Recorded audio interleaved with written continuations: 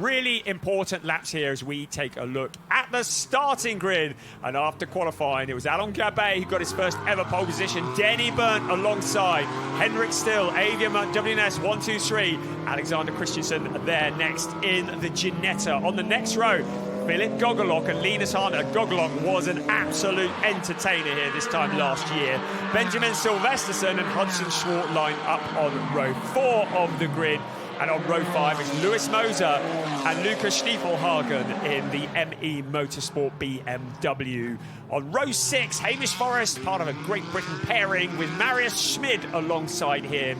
Roman Feldeck and Fredrik Zebis line up on row 7. On row 8 is Simon Birch. Welcome back, Simon. And Gianni van der Kratz in a BMW, both of them in a BMW. Lawrence Rule and Oscar Dix are on row 9. And on row 10 of the grid is Jonathan Engstrom for CV Performance. That is what is ahead of them as the red lights go off. The green lights come on, and we are racing race 4 of the season. ADAC GT4 Germany here at the Norisring. And a really good start from Alain Gabet. No real competition from Denny Berndt at the moment. And this might be something that the two cars have agreed on prior to the race. They are sister cars, really important. They don't waste time fighting each other. You got your Avia WNS Motorsport 1, 2, 3. They will want to break clear because they know that Gogolok will be dangerous in that Aston Martin of Alexander Christensen, the number 97 car. He's from Sweden for KRT Racing.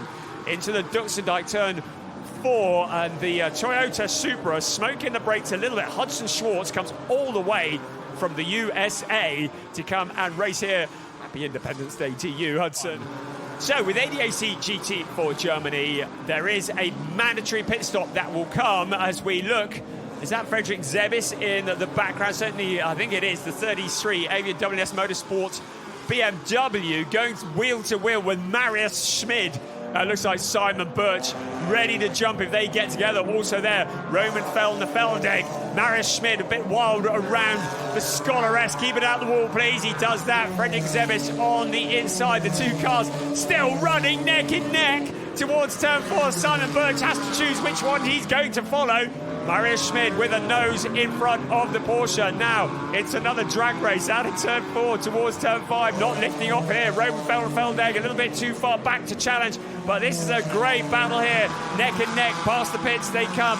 Already breaking clear. Simon Birch has left them in his wake. That has so much action out on track as Oscar Dix has a look to the inside. Hamish Forrest trying to get into the points here, into 15th place without losing a position to Jonathan Engstrom in the 85 car. Strategy coming into play as we look at Marius Schmid getting up close and personal with the concrete wall. There was a Porsche earlier on today that tried to move that wall. It did not succeed, and this is a solid wall.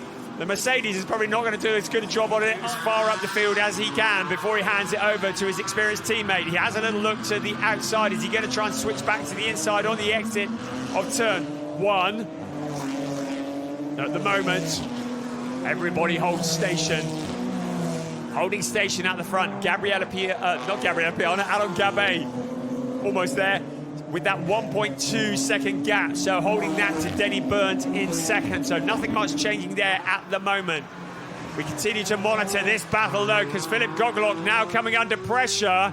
And that is from Hudson Schwartz. So the Toyota Supra sweeping past the Aston Martin in the number 77 ME Motorsport BMW. Here's another look at what happened there. Gogolok left a fairly large gap on the inside. Tried to cut back to the inside himself, but was unable to do that.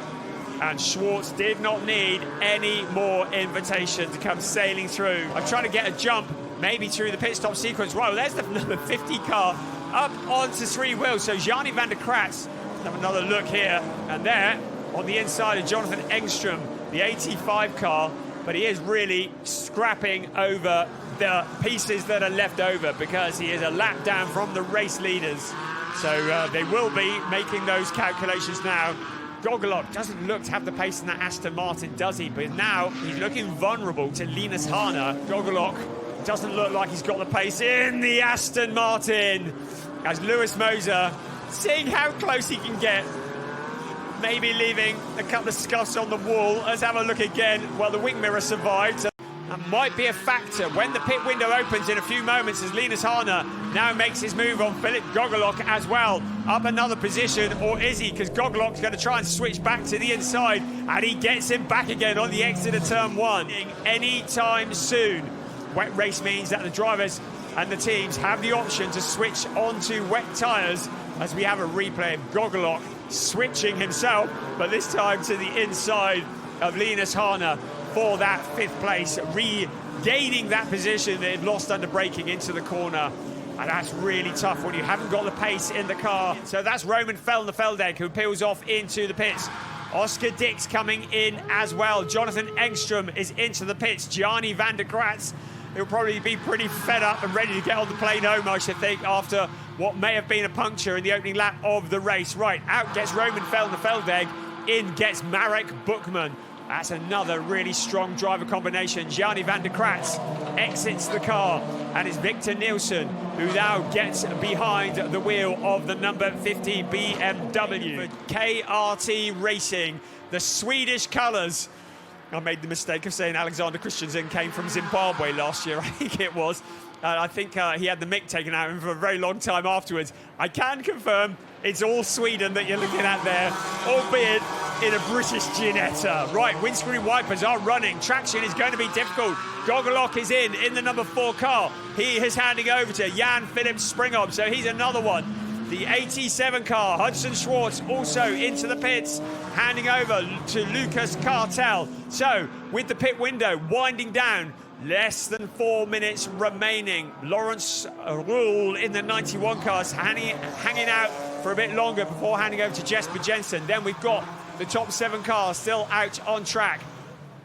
There is Lucas Cartel taking over from Hudson Schwartz. What a sterling job they have done. Certainly, Hudson Schwartz done a great job. Now, that's not Bastian Boost, it's the Land Motorsport pit. There's somebody having a look at the car. I think that was the Gogolok car. The team looking.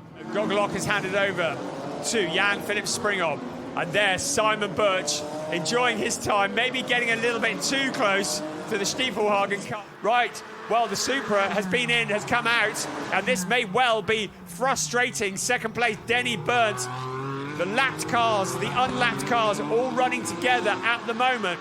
They've run out of time to make that decision. So, into a stop comes the number 30 cars, led every lap of the race so far. Alon Gabet's work is done for this weekend. Maxi Schreier will be jumping into the seat of the number 30 car. In the background, Denny Burnt will be handing over to Lachlan Robinson, with the euphoria of that win yesterday. Right behind, it's all very busy in the ADAC Motorsport pit. You can see Tim Horrell, the first paraplegic driver, beg your pardon, to race in ADAC GT4 Germany. That is well rehearsed, isn't it? He's got in there to replace Henrik Still, but really great to have him here. Has hand controls in the car. I did ask whether Henrik Still was using hand controls as well, but the dark clouds continue to loom overhead.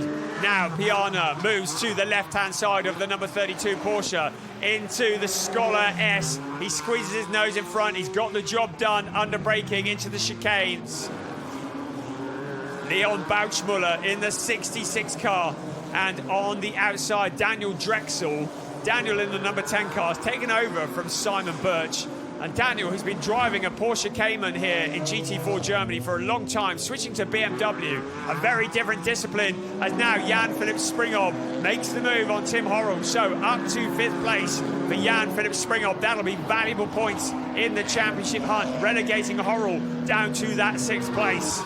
But I mentioned how Daniel Drexel in 10th place at the moment has been driving a Porsche for so long, and now Razun More Than Racing have switched him to the BMW. So now has Philip Viskirchen, the brother of Moritz Viskirchen, who we've seen in here over the years.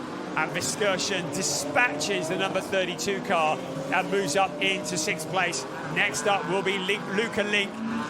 Tim Horrell would like points in the overall championship, but will be aware it's the Pro-Am race that he's mainly focused on here at the Norisring this weekend in round 2 of the season. 10 minutes remaining of the race. Race 4 of the season, a 12-race season the ADAC GT4 Germany at the Norisring. But the 87 car has lost valuable time, and now he has a former champion breathing down his neck, and we got problems there. The 92 car of Jesper Jensen, has he made contact with the wall? Sorry, not Jesper Jensen, Igor Litvinenko will have made contact with the barrier, or indeed another car, and it looks like he may have made contact with the number 50 car. The two getting together, clouch the fence. He'll need to be focused, but Piana will punish him if he makes any mistakes at all. Piana tries to go the long way around turn one. Great driving from Cartel there, keeping it tidy, holding on to that third place at the moment. 3 minutes on the clock, plus 1 lap. This is incredibly close for the last of the podium positions. Schreier and Robinson at the front, but this is all very much up in the air.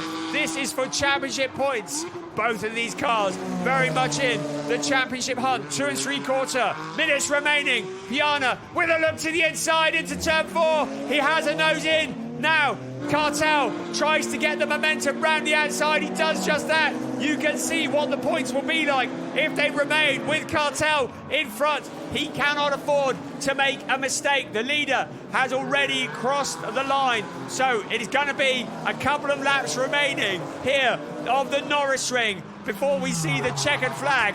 What can Gabriele Piana do about Lucas Cartel? What can Lucas Cartel do about the Gabriele Piana problem that is filling his mirrors? Piana cannot get the bumper in, strictly no contact here, but he can certainly try and force a mistake from Lucas Cartel. Cartel still keeps it all absolutely perfect. The clock continues to tick down. It's going to be 0 in a few moments before the leader crosses the line. The end of this race cannot come soon enough for Lucas Cartel. Into turn 5 comes our race leader. So it's going to be what remains of this lap, and then one more. Piana looks to the outside, then cuts back to the inside. But the Supra has the traction, has the accelerator, has the acceleration out of the Duxendijk corner. Still, Lucas Cartel holds on to that third place. Fabulous stuff as they run past the pits in towards turn 1 for the very last time. Cartel needs to just hold it together for another couple of corners. Piana to the inside, and still Cartel in third place. It's now all or nothing for Gabriele Piana into the Scholaress for the very last time. Out of the Scholaress they will come, and towards turn 4, Piana almost pushing the Toyota. It's going to be all about the braking into that last corner. At the moment, the leaders are heading towards that last corner themselves.